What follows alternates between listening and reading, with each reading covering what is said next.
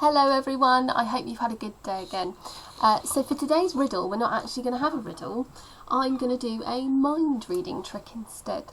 You might have already done this before, but I hope that you haven't. And if you have, try it again and see if it works 2 times in a row.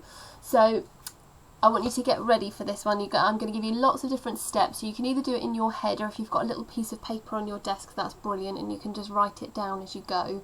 But none of the questions are very tricky, so you should be able to do them in your head.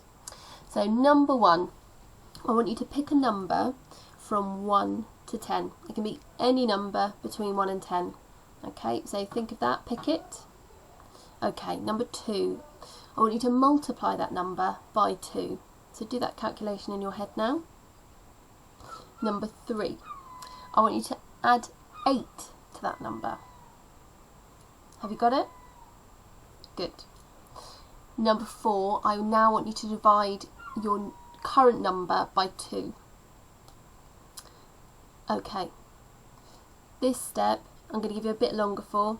I want you to subtract your current number from the original number that you picked.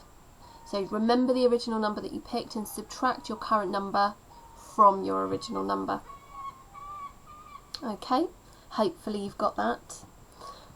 Next step, I want you to match that number to a letter of the alphabet. So hopefully that makes sense. So if my number was 1, the letter would be A. So A1, B2, C3, D4 and so on.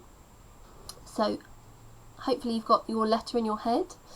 Your next step is to think of a European country. Now some of you might find that tricky, hopefully not. So can you think of any country inside Europe that begins with the letter in your head? Okay, hopefully you've got that too. Now I want you to think of the second letter of the word of that country. So what's the second letter of your country? And now I want you to think of an animal beginning with that second letter. Have you got your animal? Fantastic. Do you want to see if I've read your mind? Let's see if this has worked for everyone in class and everyone at home.